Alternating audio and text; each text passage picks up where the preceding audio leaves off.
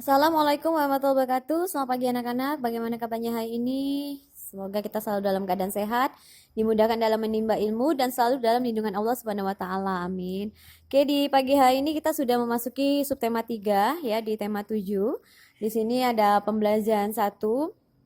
Yang pertama kita pelajari itu adalah supaya tetap rukun, mari lakukan sikap ini. Jadi kalau kita pengen hidup rukun dengan sesama teman, sesama tetangga, yang pasti kita harus memiliki rasa toleransi ya. Jadi salah satu sifat ya atau sikap yang harus kita lakukan yaitu toleransi dan saling menghormati dalam menjalankan ibadah. Kenapa? Karena setiap orang itu memiliki berbagai macam ras, suku, agama, dan bermacam-macam kegiatan yang berbeda mungkin dengan kita. Misalnya dari segi makan ya, kalau misalnya yang agama lain tidak baca doa, misalnya kita baca doa, itu jangan dipermasalahkan. Kemudian pada saat kita sembahyang atau sholat, yang agama lain tidak berbeda sholatnya, jangan kita hina juga karena itu namanya bukan sikap toleransi ya. Kemudian di sini jika kita ingin mencari kata-kata yang sulit ya, anak-anak bisa menggunakan KBBI. Apa sih KBBI itu? Itu adalah Kamus Besar Bahasa Indonesia. Nah, jadi kalau anak-anak pengen mencari istilah-istilah dalam bahasa Indonesia, apa sih artinya kesatuan itu? Apa sih artinya misalnya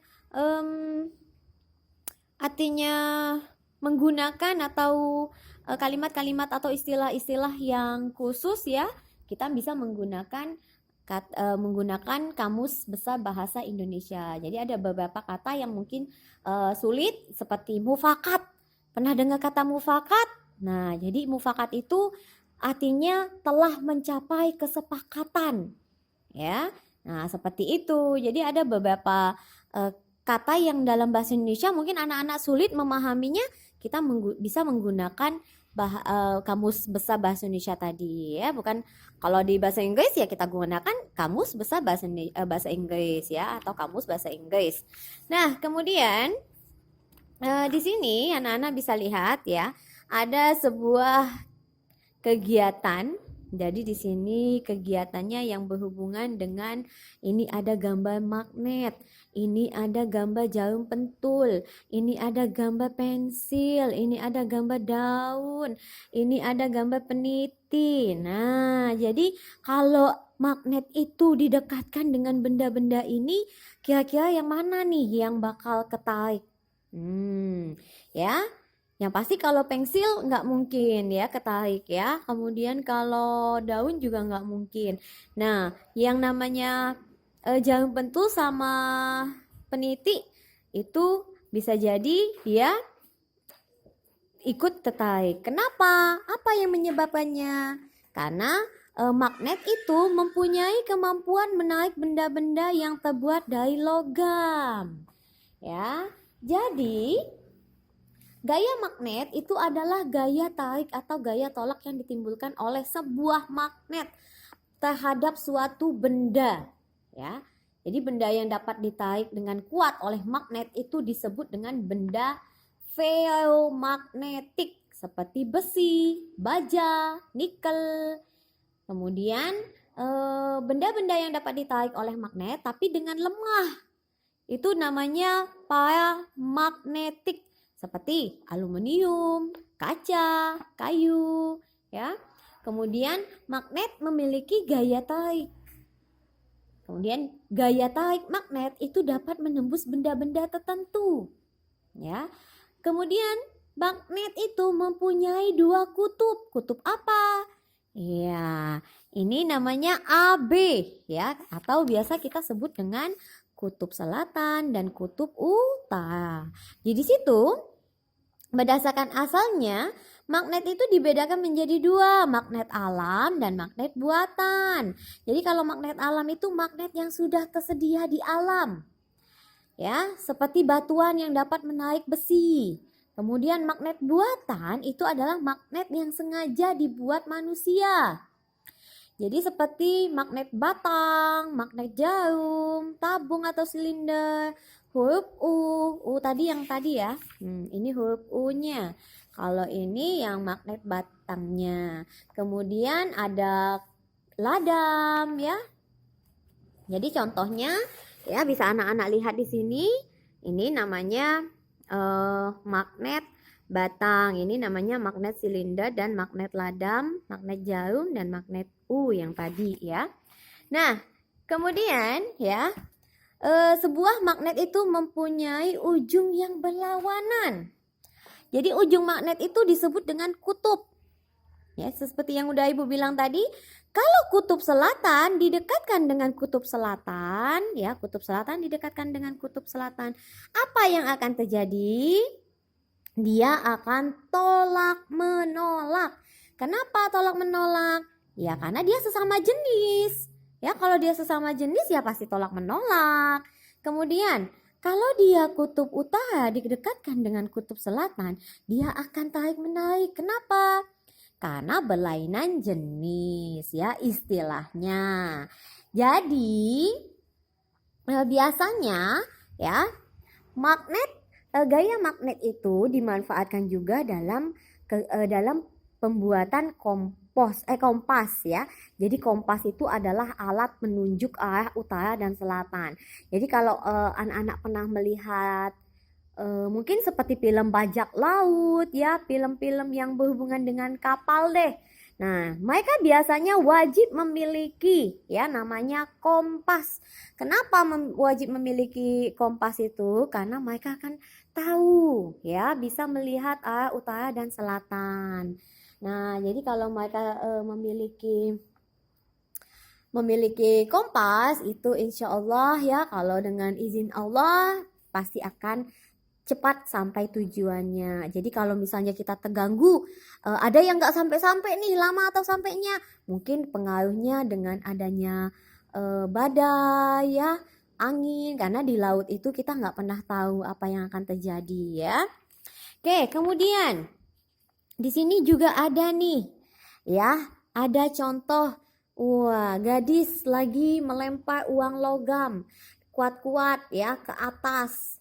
Nah, tiba-tiba dia akan jatuh nih ke bumi. Jadi bayangin, jika uang itu tidak kembali lagi ke bumi tapi terus terbang ke angkasa, ya pasti kita akan kehilangan uang logam itu. Kenapa uang logam itu jatuh kembali ke bumi? Kenapa buah apel ini bisa jatuh ke bumi kalau sudah masak? Itulah yang disebut dengan gaya gravitasi. Jadi gaya gravitasi adalah gaya yang disebabkan oleh gaya tarik yang dihasilkan oleh bumi. Jadi kalau kita bisa masih di bumi ini, itu artinya kita ada gaya gravitasinya. Kalau di luar angkasa itu ada nggak? Nggak ada, karena mereka hampa udara. Kemudian anak-anak buka lagi ya. Di sini kita ada sebuah karya ya, seni rupa. Ini namanya seni rupa montase. Kemudian ini seni rupa kolase. Ini seni rupa mozaik. Ini hasil karya seni aplikasi kain pada tas ya. Jadi karya montase, kolase, aplikasi, dan mozaik itu merupakan karya seni rupa dan dengan teknik tempel ya, bahan-bahannya juga beragam. Kalau montase itu dengan menempelkan gambar-gambar yang sudah menjadi, tinggal ditempel-tempel aja seperti yang tugas sudah Ibu berikan semester ini ya. Jadi gambar-gambar itu dapat diambil dari majalah bekas, surat kabar, dan sebagainya. Kemudian kolase itu menggunakan paduan aneka bahan seperti kertas, kain, kayu, dan aneka bahan itu ditempelkan pada permukaan gambar yang sudah ada gambarnya. Mozaik itu dibuat dengan menempelkan potongan-potongan bahan. Jadi dibandingkan dengan kolase, potongan-potongan bahan yang ditempelkan lebih kecil. Bahan yang digunakan seperti kertas saja, kaca saja, atau keramik aja. Tapi supaya lebih menarik itu gunakan macam-macam warnanya. Jadi kalau kertas ya, kertas origami itu warnanya yang bermacam-macam kita ambil. Jadi jangan cuma warna merah semua, itu nggak akan menarik ya. Tapi kalau kita menggabungkan dengan warna-warna yang bermacam-macam, itu akan kelihatan sangat indah. Kayak aplikasi itu dibuat dengan menempelkan suatu bentuk dari bahan tertentu. Ya, jadi kayak aplikasi itu banyak diterapkan pada kerajinan kain. Nah, di sini ada cara pembuatannya ya. Anak-anak bisa lihat di halaman 105. Cara membuat montase, kolase, mozaik, dan membuat kayak aplikasi. Kemudian, keragaman ekonomi di Indonesia. Jadi, Indonesia itu berada di lintang 6 derajat ya. Sampai 11 derajat. Ya, jadi posisi ini menyebabkan kita itu beriklim tropis atau kita sebut dengan panas ya. Tropis ini panas. Jadi Indonesia itu banyak sekali sinar matahari dan curah hujannya sepanjang tahun. Kondisi ini mendukung aktivitas pertanian kita ya. Jadi tingkat kesuburan tanah yang tinggi karena pengaruh banyaknya gunung api di kita ini ya. Jadi banyak Indonesia juga melakukan aktivitas pertanian. Nah, di sini ya aktivitas itu ada di bidang ekonomi ya, aktivitas ekonomi di bidang peternakan. Kemudian kalau tadi kan pertanian, ini peternakan ya. Kemudian perikanan kita juga banyak ya, karena kita daerah beriklim tropis. Kemudian juga ada kehutanan juga, di bidang kehutanan. Anak-anak bisa baca ya di halaman 110 atau 109 sampai 112. Kemudian juga di sini ada beberapa dampak negatif tidak adanya pemahaman atas keragaman dalam masyarakat Indonesia. Apa yang menyebabkan tidak adanya pemahaman itu? Maka akan terjadi konflik ya. Yang pertama konflik, baik konflik ras, konflik antar suku maupun konflik antar agama. Kemudian yang kedua perpecahan atau disintegrasi bangsa. Dan yang ketiga itu memandang masyarakat dan kebudayaan sendiri itu merasa lebih baik serta merendahkan masyarakat dan kebudayaan lain. Jadi ini jangan ditiru ya. Makanya kita wajib penting sekali memahami keragaman dalam masyarakat Indonesia. Jadi kalau ada yang melakukan seperti diskriminasi, itu hati-hati ya, karena kita tidak menonjolkan sifat itu. Kemudian yang keempat, semangat nasionalisme itu secara berlebihan sehingga menganggap rendah bangsa lain. Jangan juga, oh Indonesia lebih baik daripada negara si ini, nggak boleh. Kemudian yang kelima, mempersulit pemerintah dalam menetapkan kebijakan pembangunan. Yang keenam, menghambat usaha pembangunan dan pemerataan sarana dan prasarana. Yang ketujuh, kurangnya partisipasi masyarakat dalam pembangunan. Nah, jadi ya dalam masyarakat Indonesia itu telah menjadi identitas kebangsaan yang tumbuh dan berkembang, itu menjadi satu kesatuan yang utuh, yaitu Negara Kesatuan Republik Indonesia atau NKRI. Makanya ya, semboyan kita itu adalah Bhinneka Tunggal Ika yang dicetuskan oleh Empu Tantula pada abad ke-14. Ya, di sini itu menjadi simbol sekaligus semboyan persatuan bangsa kita. Jadi kalau Ibu tanya apa artinya Bhinneka Tunggal Ika? Ya, artinya walaupun berbeda-beda tetapi kita tetap satu juga. Oke, sampai di sini pembelajaran kita. Selamat belajar dan sampai jumpa.